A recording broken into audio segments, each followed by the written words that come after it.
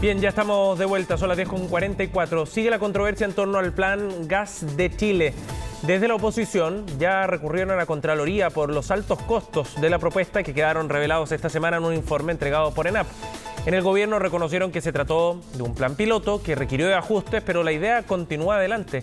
Bueno, vamos a conversar sobre este tema con el exministro de Energía, Juan Carlos Llobet. Gracias por el contacto, Juan Carlos.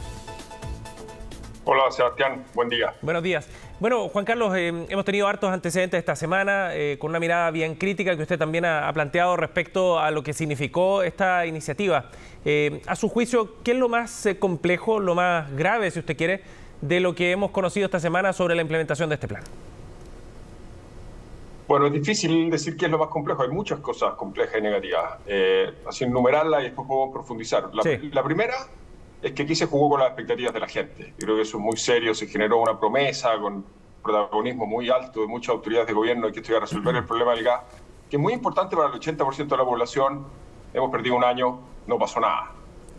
Segundo, en ese año no solamente no se avanzó con este plan, que tuvo malos resultados, como sabemos, sino que el gobierno además retiró, al partir del gobierno el año pasado, retiró el proyecto de ley que nuestro gobierno había presentado haciéndose cargo de las recomendaciones de la Fiscalía Nacional Económica para mejorar la regulación para que el mercado del gas licuado funcione en beneficio de las personas. Se retiró ese proyecto de ley, se optó por hacer este plan que resultó un desastre, digámoslo así.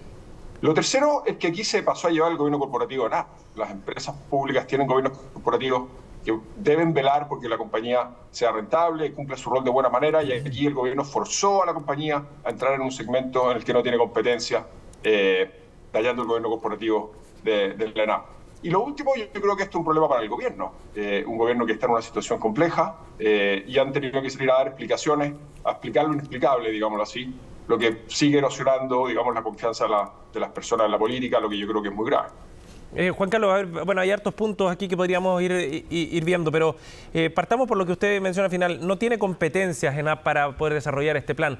Eso es bien relevante porque lo que ha planteado ENAP, conocido este informe después, es que va a seguir adelante con la iniciativa, que después de haber sacado experiencia respecto a este plan piloto y entender que lo suyo no pasaba por la distribución, por ejemplo, se va a concentrar en el segmento mayorista. ¿Es conveniente entonces que siga adelante si es que, como usted plantea, no tiene las competencias para hacerlo? Yo creo que es importante, Sebastián, que la gente que nos está viendo distinga lo que es el mercado mayorista del mercado minorista. El mercado minorista, en simple, son las empresas que distribuyen el gas, los camiones, ¿no es cierto? Tienen el call center donde uno llama, es la que está en contacto con el cliente final. Y eso tiene, digamos, requiere capacidades logísticas, de cobranza, comerciales, digamos. Y eso es lo que trató de hacer ENAP y fracasó. Ahora, el mercado tiene también un segmento que es el mayorista, y esos son aquellas empresas que importan el gas desde fuera. Nosotros producimos una porción muy menor del gas que se consume en Chile, casi todo es importado, y lo almacenan, lo distribuyen, digamos, a centros de distribución donde lo toman a su vez los mayoristas para llevarlo a los clientes finales. ¿Puede ENAP jugar un rol en el mercado mayorista? Puede ser, hay que evaluarlo caso a caso. Puede ser que hay algunas zonas en que ENAP tiene infraestructura crítica que pueda ponerse al servicio de los distribuidores minoristas, pero que ENAP siga en el mercado de distribución, es decir, el mercado minorista ya está claro que no tiene ningún sentido.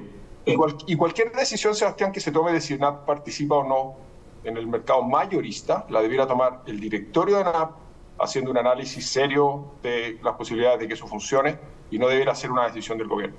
Ahora, en una carta que envió ayer al diario El Mercurio, Julio Friedman, el gerente general de ENAP, para profundizar en este punto, dice que para cualquier analista instruido no es correcto sumar los costos de inversión y los de operación y dividirlos por el total de unidades producidas.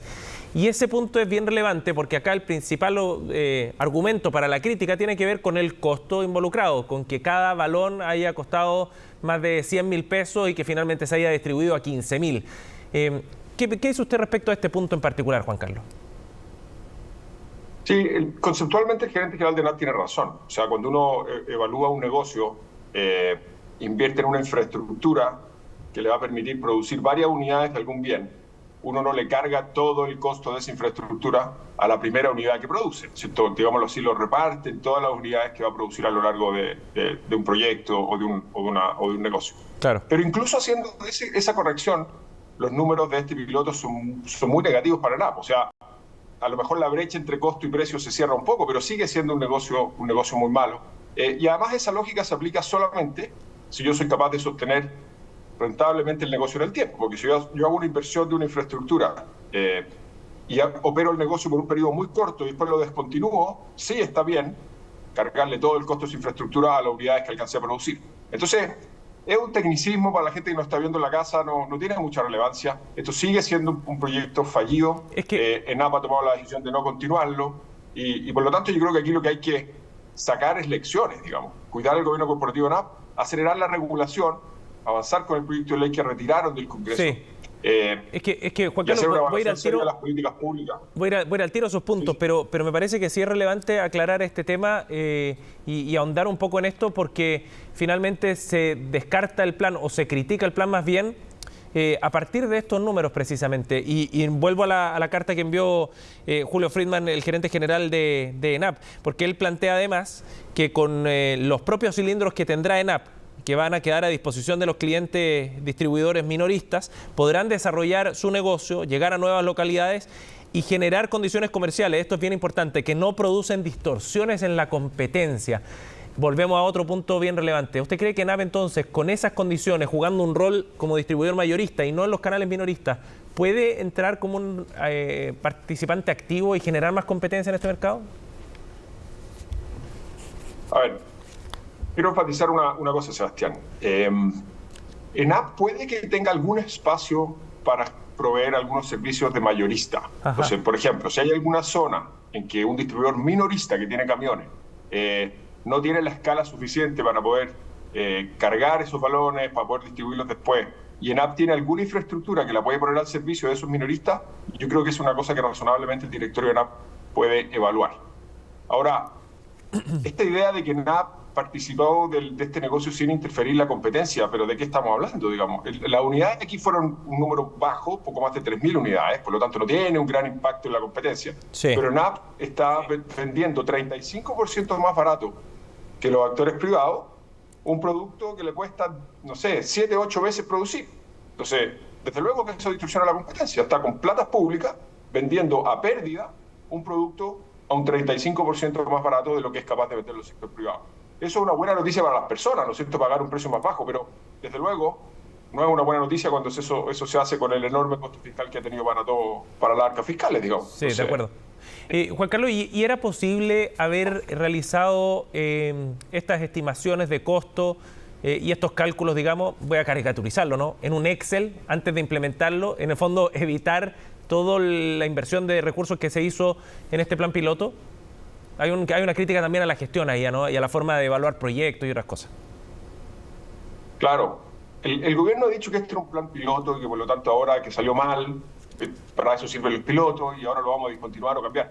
Pero cuando uno hace un plan piloto, en general lo que hace es que prueba la realidad, algo que uno evaluó previamente, y lo que evalúa son las desviaciones respecto del plan original, ¿no es cierto? Entonces a lo mejor el costo es un poco más alto, la complejidad de distribuir es un poco más alta de lo que uno pensaba también. Pero aquí no estamos hablando de una pequeña desviación entre lo que ocurrió en la realidad y la evaluación que se hizo ex ante, digámoslo así, antes de hacer el piloto. Aquí la desviación son órdenes de magnitud, lo que da cuenta de que no hubo una evaluación previa, seria, que permitiera evaluar más o menos cómo iba a salir el plan piloto, ¿no es cierto? Los planes pilotos no son para ver cómo salen las cosas, son para testear en la realidad ciertos supuestos que se evaluaron previamente, a partir de un análisis serio. Aquí lo que ocurrió, digamos las cosas como son, se hizo un uso político de un tema sensible para la gente, con protagonismo de autoridades que no tenían ningún rol en este tema, en un periodo, recordémoslo, electoral, porque esto era en el contexto del plebiscito del año pasado. Sí, claro. Y aquí están los resultados, digamos. Juan Carlos, usted pone mucho énfasis en el rol del gobierno corporativo. ¿Esto debió ser visado por el gobierno corporativo? ¿Lo fue efectivamente?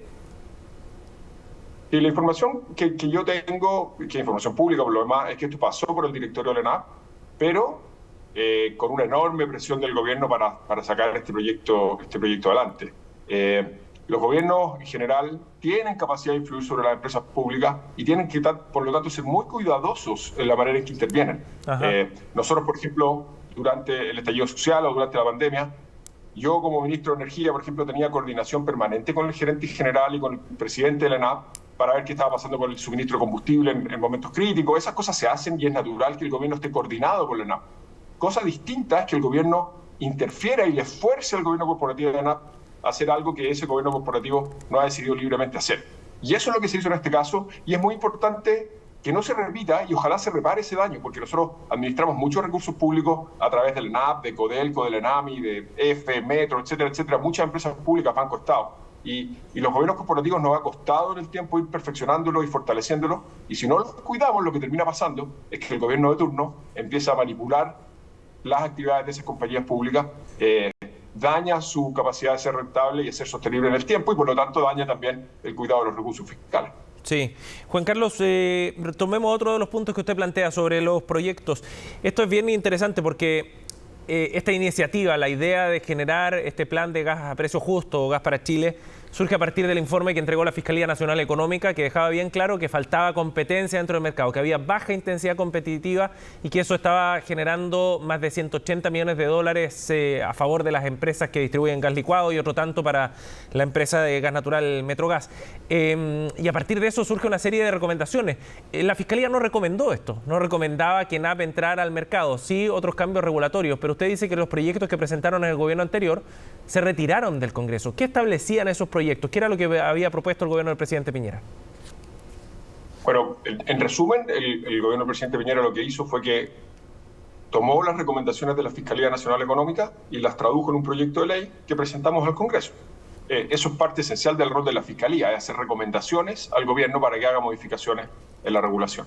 El informe de la Fiscalía y el proyecto de ley, por lo tanto, hacía básicamente dos cosas. Intervenía en el mercado del gas licuado, que es el que estamos discutiendo hoy día, de los valores que ocupan las personas, digamos, que es el 80% del consumo de gas en Chile, entre paréntesis. Y además hacía algunas recomendaciones respecto al mercado del gas natural, que es el gas que se distribuye por cañería. Nuestro proyecto de ley tomaba las recomendaciones de la Fiscalía en ambos mercados. Y en el mercado del gas licuado, en específico, lo que decía ese proyecto de ley, lo que proponía, era básicamente separar la industria en dos segmentos, el segmento mayorista y el segmento minorista, e impedir que los actores que están en un segmento estén también en el otro, por distintas razones de libre competencia que a las personas que nos están viendo probablemente la aburran un domingo en la mañana. Pero básicamente la recomendación de la Fiscalía es que al terminar con esa integración vertical, digamos, entre mayoristas y minoristas, se iba a fortalecer la competencia en beneficio de las personas, que es lo que todos queremos. Y lo que hizo este gobierno cuando entró el año pasado fue no solamente impulsar un piloto que nadie había recomendado, digamos, y que muchos advertimos que no iba a funcionar, sino que además retiró el proyecto de ley del Congreso. Retiró, por lo tanto, llevamos 1 año y medio perdiendo el tiempo en avanzar en los ajustes regulatorios que propuso la Fiscalía, y para ser justo con el gobierno, después ingresó un proyecto parcial que se hizo cargo solamente de la parte del mercado del gas natural, un proyecto que, entre paréntesis, no le ha dado ninguna urgencia, pero no ha vuelto a presentar un proyecto de gas licuado, que es lo que le importa al 80% de los chilenos. Juan Carlos, una última reflexión, algo más amplia también sobre lo que significa el rol del Estado en distintos sectores productivos, si es que uno quisiera plantearlo en esos términos. Muchos han cuestionado eso y dicen que después de esta experiencia de Gas para Chile, eso demuestra la debilidad de aquella idea, que es una idea que está en el corazón del gobierno, ¿no? Es una idea matriz del proyecto político del presidente Boric. ¿Qué dice usted respecto a ese punto? Porque estamos discutiendo sobre hidrógeno verde, se presentó recién una estrategia nacional de litio que le da un rol importante al Estado, no se sabe bien de qué forma, pero se lo da. Y ahí vendrán otras discusiones seguramente que nos traerán este tema nuevamente a colación. ¿Qué dice usted sobre ese cuestionamiento, ese debate? Yo, Sebastián, he trabajado la mitad de mi vida profesional prácticamente en el Estado. Y lo he hecho porque creo que el Estado tiene un rol insustituible en muchos ámbitos, ¿no es cierto? Y tenemos que fortalecerlo, hacer mejores políticas públicas. Entonces el Estado tiene un rol central. Aquí no se trata, a mi juicio, de si esto es más Estado o menos Estado, más mercado o menos mercado. La pregunta interesante e importante de resolver es en qué ámbitos debe involucrarse activamente el Estado y en qué ámbitos tiene más sentido, basado en la experiencia que tenemos, que dejemos que las cosas las hagan los privados. Y yo creo que en el suministro de servicios, por ejemplo, la distribución de gas licuado, es mucho más eficaz el Estado, el mercado, las compañías compitiendo, que el Estado. pero lo importante es que el mercado funcione bien para que esa competencia beneficie a las personas. Y por eso es importante avanzar en un proyecto de ley que acoja las recomendaciones de la Fiscalía. Y en el litio es lo mismo, ¿no es cierto? Hay un paralelo aquí que podemos usar para el litio. O sea, pretender que ENAP distribuir petróleo va a ser competente distribuyendo balones de gas, se parece, ojo, a suponer que porque Codelco es competente produciendo, refinando, digamos, cobre, va a ser capaz de producir y refinar litio.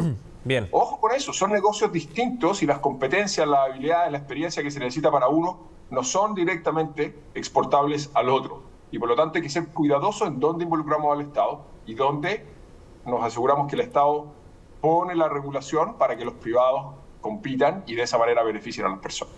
Juan Carlos, gracias por conversar con nosotros esta mañana, muy amable. Gracias, Sebastián. Buen domingo. Buenos días. Segundos faltan para las 11 de la mañana.